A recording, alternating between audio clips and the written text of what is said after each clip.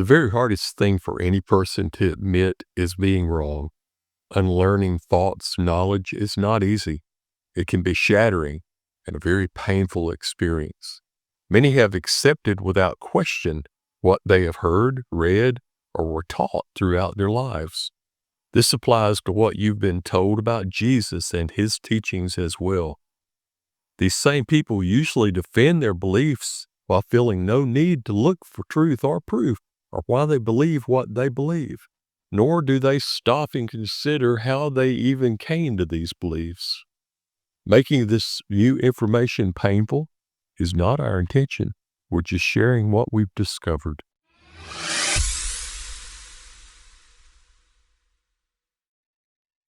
Now, each gospel writer, when he wrote his book, was intent on showing that his message was right and true, and the message was to be believed. The church called them authoritative and added that claim by adding apostles' names to them. 4 were singled out, even though there were other books with other messages floating around. Some of the later authors claiming to be the apostles, like Peter, James, Thomas, Philip, etc., were in fact not. But that wasn't a problem with the earlier gospel readers.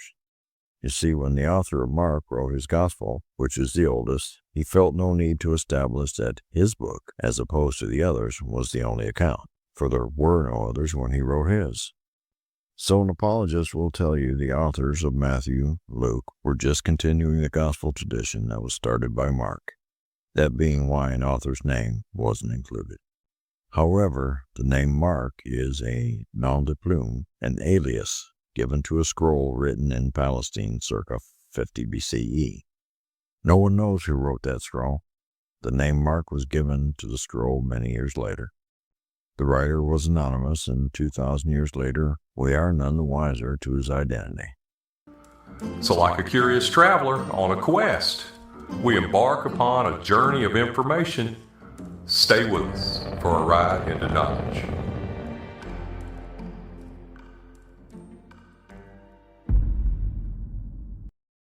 These books were widely seen in their circles as authoritative, and so the people back then didn't see the need to put their name on the message. They weren't pretending to be an apostle when they were not. But later church fathers felt the need to add authorship, possibly to make the authoritative for future generations. In John's case, the text is authorized, and this is because the author that wrote it claimed to be basing his account on the traditions passed on by the disciple Jesus loved. The author's own identity didn't matter, only that of his source. I would stress that many of the New Testament writings outside the Gospels that do name the author, some do so falsely. That is, these are writings of authors claiming to be a specific famous person, when in fact they were not. This is true of 6 of Paul's letters, as well as both the letters that go under Peter's name, James and Jude. 4 other authors, along with the Gospels, are anonymous. The book of Hebrews, which later church fathers said was written by Paul, but the author does not claim to be Paul. And 1st and 2nd and 3rd John are anonymous, but were later attributed to John, the son of Zebedee. The authorship of the Synoptic Gospels, actual identities of the writers, remain unknown.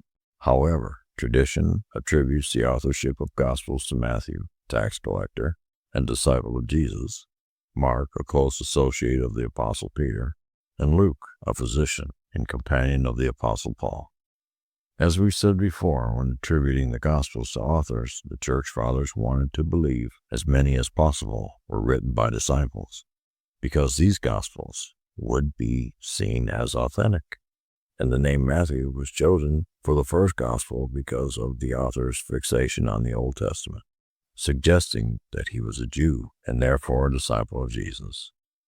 And that is although it seems he used the Greek Septuagint version of the Scriptures rather than the Hebrew.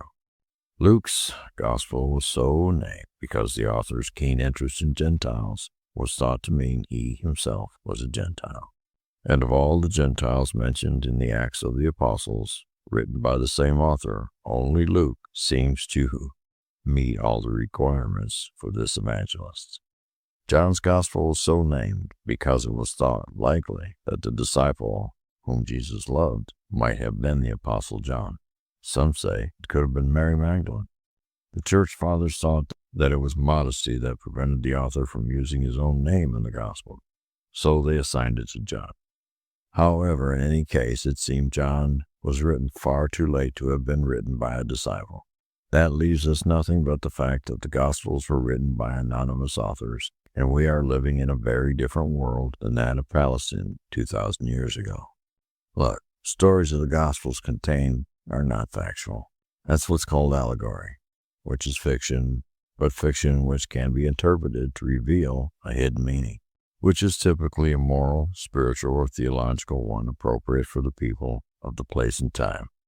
In this case, established Jewish beliefs from miracles described in the Old Testament were used and reinterpreted in a Christian setting when written into stories which were attributed to Jesus. This was presumably so the predominantly Jewish population could identify with the events that they were reading about and could understand them in the light of a more tolerant, compassionate, and understanding Christian ethos. This would have been particularly important when comparing them to the still strict orthodoxy of Judaism. In other words, the gospel were used as marketing material for Christianity, a kinder, more gentle interpretation.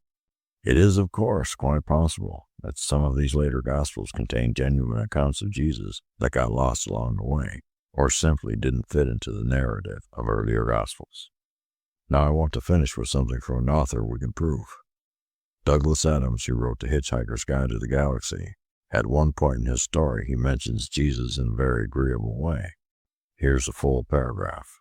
And then one Thursday, nearly 2,000 years after one man had been nailed to a tree for saying how great it would be to be nice to people for a change, a girl sitting on her own in a small cafe suddenly realized that's what's been going wrong all this time. She finally knew how the world could be made a good and happy place. This time it was right. It would work, and no one would have to get nailed to anything. I think what this author was trying to say, and the reason I like it, is that it's saying it is possible to appreciate the goodness that is attributed to Jesus without buying into the religion part. Now, if we'd only take time to think about what Jesus actually said, we might live in a better world someday. Just more food for thought. All right, are y'all ready? Yes. You sure you're ready? Yes. Are you positive you're ready? Yes. Make sure to Like, share, subscribe. perfect. And until we meet again, stay curious, fellow travelers, and have a great day.